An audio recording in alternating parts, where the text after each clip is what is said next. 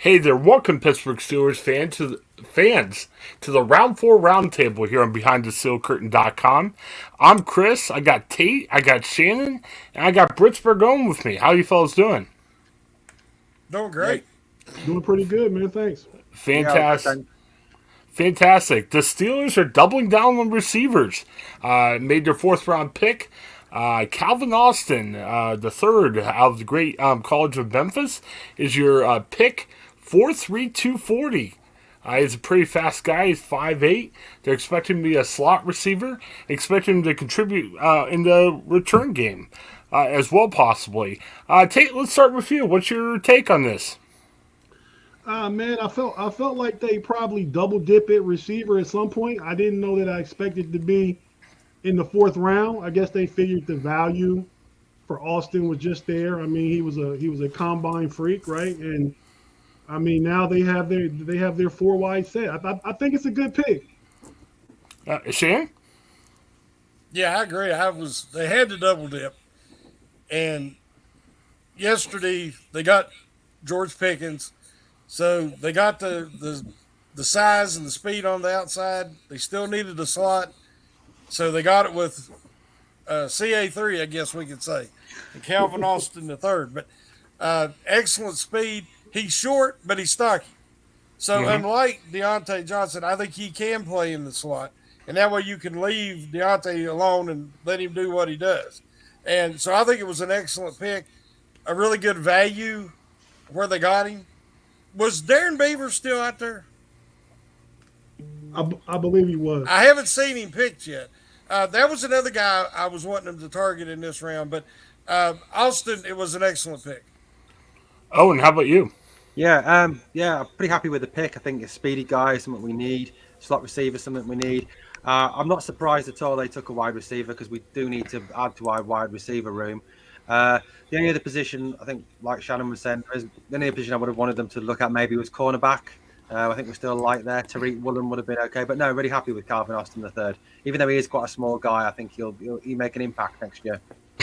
Yeah, I was really surprised they went receiver just because of, cornerback seems to be a need. I don't think safety they had to address in the fourth round, but that was something that I thought they may go to. Do you guys think Austin is worth the fourth round pick with some of the other needs they had? I'm with Owen. I think I kind of have my eye on Woolen, the 6'4" cornerback from University of Texas San Antonio. I was I was hoping for him, but when I saw the pick was Austin, I was okay with it.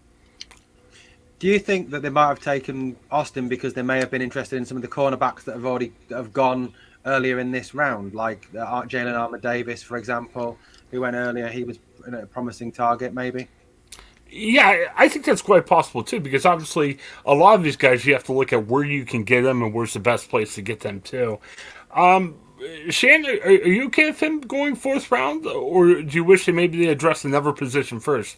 I know you said you liked him, but do you think he went in the right place looking at the other Steeler needs? Yeah, I think he did because I had a fourth round grade on him, Okay. and well, they had to have a slot because they're talking about moving Claypool in the slot, and they'll give Freiermuth some snaps in the slot as well, but you have to look at the value. And Austin, in that Matt Canada offense, he's going to be very versatile. They can use him in a lot of different roles, put him in the backfield, put him in the slot. When you throw in the fact that with him and Gunner, they're going to have some really good kick returners, I think he was an excellent value. So I think the cornerback, to me, the Steelers are already about where they were last year to start the year because Hayden was not the same even prior to his injury. And I think by bringing Wallace in, they're in pretty good shape at corner, and they want to get younger. But I'll be honest, I have no faith in the Steelers to develop a mid-round quarterback because they just haven't shown that they can do it. So I like it when they go the free agent round at corner myself. I'll leave this open to any of you guys. Let's look at the depth chart after this pick. I mean, you've got DJ, you've got Claypool, George Pickens. Are you guys all slotting him in the fourth spot if we had to start the season tomorrow? I think. Oh, go ahead. I'm sorry. No, Well, I was just gonna say I think it makes me wonder how they feel about the kid they got from used to play for Chicago. Miller. yeah, Miller. Anthony Miller. Yeah. It makes me wonder what they feel about him. Because he's a small guy like Austin in stature also, and kind of the smaller slot receiver. So with this pick of Austin makes me have to wonder where Miller stands in that room. Well, and you look at it too. They also got Miles Boykin, and a lot of people are saying, "Hey, not just he brings potential receiver, but he's a good special teamers." Which you can never have enough special teamers. I know it depends on what the roster looks like, but I would see them keeping 5, 6, probably 7th to very most, but probably 5 or 6. So you've got your wide receiver room set up right now. Oh, I think so. They got Gunner was an All-Pro for the Patriots 2 years ago. Yeah. He doesn't offer really anything as a receiver. They've talked about him being a kind of a jack of all trades, move him around in Canada's offense, but that's not been his past history. Where Austin, I think it should be a smooth transition. So one of these guys probably isn't making the club. They might end up on the practice squad as in shorts. And, I'm fine with that. I mean, give these guys like Boykin a chance to come in. He's really good gunner on special teams, but we'll have to see what he can do. But the Steelers receiver core was bare, and now they've got an abundance. So I'll take that, and then we can go from there once training camp starts. Yeah, I mean, with the 7 guys we're talking about, you would think, and hey, let's let them compete. That's what training camp's for and everything else. But you would think if they only keep 6, I mean, I know Gunner's not your prototypical receiver, but he might have that slot on the roster. I mean, Miller might be your odd guy out right now, which I wouldn't have expected to say, going into the draft. Very interesting. Did they ever activate him yet last year, though? He was on the practice squad the whole season. He played He a had couple one of reception. games. Yeah, but I mean, they didn't utilize him much even after Juju went down. They went with Ray, who could get open quick, which they had to do last year. But Ray was not, a great receiver by any part of the imagination. And so they ended up having to use him where I thought Anthony Miller was more proven and more accomplished in Chicago, but they never even really used him much. So I don't believe they have as much faith in Anthony Miller as a lot of people do. Okay. Let's just ask this question. There were some rumors about this before the draft. Some people said, hey, Deontay Johnson might get traded. Claypool might get traded. I know those rumors were more of, hey, maybe they'll get traded for a first-round pick or a second-round pick. Do you think those rumors are dispelled now, or do you think that might even be an option as we continue the offseason, seeing one of those guys get traded? I wouldn't want to. I don't think they should trade either now. I think it's too late. I think if it's Deontay, if you'd got a first round pick this year, fair enough. Chase, I think Chase Claypool, he's had one bad year out of 2. We've got to give him that third year, I think, a chance to come back. I think potentially now you've got a quarterback, whether it's Trubisky, whether it's Pickett, who can throw that slightly longer ball than Ben could last year. It's going to give Chase a chance to really thrive this year. So I think Chase will have a bigger year this year. So no, I wouldn't trade either of them, not at this stage now. I think it would be a waste. I like that about the draft picks. They seem to bring a little bit more speed, definitely, than even Claypool and DJ did. And I think that's really going to help the Steelers' offense as well. Let's talk. I know we're wrapping up round 4, but where do you think the Steelers go next after the move that they made? Without a 5th round pick. I'm sorry. Go ahead, Kev.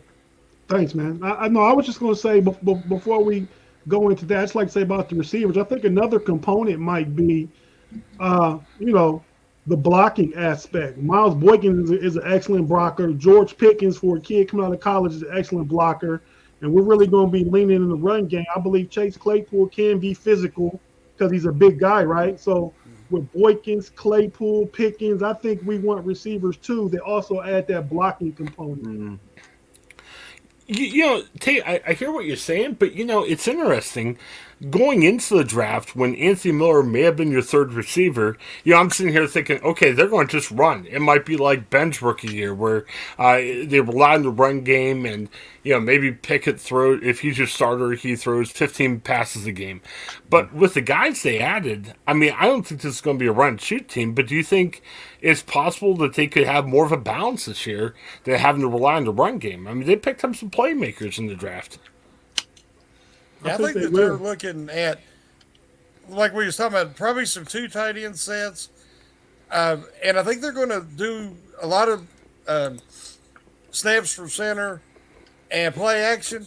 And they're wanting to get these guys that can make the plays down the field. Because if they can run the ball, it's all going to predicate on the offensive line. If the offensive line can generate a running game and give the quarterback more than 2 seconds to set up and scan the field and try to get the ball down the field. I think they're looking at a totally different offense than the Dink and Dunk from last year. Yeah.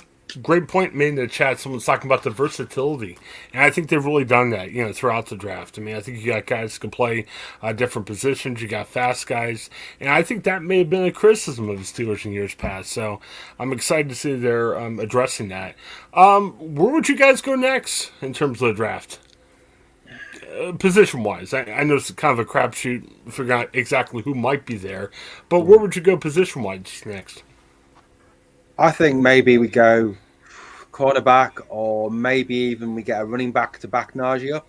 Someone, if they're available later on, like, I don't know, Ty Chandler, if he's still available. I'm not sure if he's still available. He's quite quick. Somebody who's a change of pace back, because we cannot keep using Najee like we have done last year. 381 touches, was it? I think we'll just end up running him into the ground. And as we saw at the end of the season, when he was injured in the Baltimore game, he was then ineffective in the Kansas City game because he wasn't fully fit. So I think perhaps running back or cornerback. Okay. Tate, what about you? I think whatever direction we go in the 5th round, it'll be, obviously, I think it'll be a developmental player. Personally, I like the running back pick. If it's a running back, it won't be developmental. He could get some action right away. But I'm thinking more if it's a corner or maybe an offensive tackle. I think we might need one more developmental offensive tackle just to add to the group. Shan? Yeah, I agree with the tackle angle. I don't know if he's been taken yet, but there's a tackle out of Wake Forest. Zach Tom. Yes, some people had him listed as a center because he's versatile, but I think he'll be a tackle. Great feet. Can mirror, really fast and quick twitch pass rushers. He needs a little work on his run blocking, but that's a guy that would be a great pick, but they don't have a 5th round pick, which I don't know if he'll make it to the 6th. But like Kevin said, everybody that they're picking now, from now on, really is a project guy with potential. And, man, if they could get Tom, like they traded back into the 5th round last year to get Loudermilk, I think Tom might be worth trading back in for. But, and there's some other guys. I don't know the cornerbacks as well because I'm not good at evaluating at corner. But that would be the 2 positions, or say a running back like Abram Smith out of Baylor, who kind of reminds you of Harris. So if Harris did leave, he's not going to be a change of pace, but he could do a good impersonation of Najee Harris. So we'll just have to see what's there.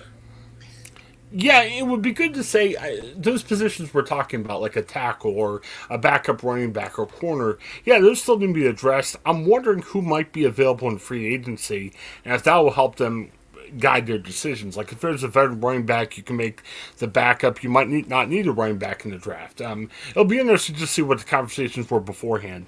I've seen a lot of people say that free agency market's going to heat up right after the draft. So I'm wondering if some of these guys the Steelers have been talked with, they may go back after them depending on who they get or who they don't get in the draft. Let's close out like this. First of all, let's go around the room and see what we would grade this pick, and then we're going to grade the whole draft so far. So, Owen, first of all, how would you grade this particular pick that we're talking about today? I do like the pick. I think it's a decent pick. Answers the slot. He's fast. He's quick. So B plus probably. Do you want the draft overall now, or I'd go. I'm really pleased with Pickett. I was someone who, when I first heard the Pickett pick in round 1, I was a bit like, I was a bit disappointed in it. I was a bit flat, actually. I thought we'd go for someone else. I thought we had better needs. So, but he's grown on me a lot more. So overall draft, I'd say A so far. I think we've had a really good draft, I think, so far. Great. Tate, how about you? I agree with Owen, man. I mean, pretty much exactly the same sentiments. With the Calvin Austin pick, I feel like, we knew we were going to double dip at some point. We just did it a little earlier than expected with the 4th round pick, but he's a great pick. I mean, he's 4.32 speed, right? And he's that little jitterbug piece, I believe, that Canada needs with his offense. I mean, to move all over the place and manipulate things and coverage and stuff like that. So that pick, I probably would also give a B+. I do like it. There weren't 20 guys on the board that I would have took over him at this point, so I like that. The overall draft, same thing as Owen said. I was, and I think the anticipation, like all the talk we were thinking, I think a lot of us were thinking, especially at that point in the draft, we're thinking Malik Willis. And then when Malik Willis' name wasn't said, I was just envisioning all the things that he could potentially do. But then as I looked at picking and thought about it more that night and the next day, I'm like, man, I think we got a really good quarterback. So I think it was a really good pick. I mean, I see a lot of the comparisons to Carr, to Tony Romo, and even a little bit of Joe Burrow and Kenny Pickens. So I really like that pick. In the overall draft, I mean, I think Pickens was a great pickup. He's first-round talent in the second round only because of injury. And then Jalil was projected to be first round in last year's draft coming into this year. So we got good players. Overall, I probably would give us a solid A. I think we addressed all the needs. We're 2 receivers down. We got them both. We got a defensive line, young guy to get in there and mix in there, and we got our quarterback. So I would give us A. Okay, Shane? Yeah, I pretty much agree with everybody else on this one. I think that Austin, for his versatility, his speed, what he brings, I'm getting ready to have to go do a grade the pick article on him, and it's either going to be a B+ or an A, and I've not decided yet. I got to do a little more research, but I like the pick. I said we had to get 2 receivers because I don't like what's out there in the free agent market. So I'm happy with who they got, and I understand the reasoning behind both picks. Leal is a very talented. There's some question marks there about his motor at times and work ethic. So depending on what you get, if he puts on, 20 pounds and turns into a complete 3-4 end for the Steelers, which I think he can, then that pick, I give a B grade yesterday, but I think it could go up. But overall, I think it's been a B+ draft so far for the Steelers. I think they've filled needs, but they've also got, quality players at that position that I don't think they've reached, which is what you don't want to do. So, this far, I'd say it's been a B+ draft. Yeah, I've got similar sentiments. Austin, I'll admit I don't know too much about him, but I love the fact he's a burner. I love the fact he's a speedster. I'm hoping, and can he catch well? I mean, is there any concerns about his hands? Any of you guys? I think he has decent hands from everything I've read. Okay. Because you need your slot guy to be able to catch the ball. I mean, sometimes Steelers have had problems with that in the past. So if he can catch the ball, if he can provide a speed element, I'm fine with that. I agree with you guys. They definitely needed to double up. Overall, I'm feeling pretty good about the draft so far. You don't know until the draft happens. And I'll talk about this in the podcast I have in a few days. These quarterbacks fell so far, and you always think, man, what would have happened if you have waited to pick 52 to draft a quarterback? Well, the Steelers didn't know that, and it was clear that Pickett was their number 1 guy. I think they were shocked that Pickett fell as far as 20, and if he's their guy, and obviously they need a quarterback, you got to pick him where you picked him. So overall, I think it's an A-. I want to see how these guys do in the field, but very promising, and I feel good about what's to come. So, all right. Well, thanks everybody for checking us out here on Behind the Steel Curtain, our round 4 roundtable.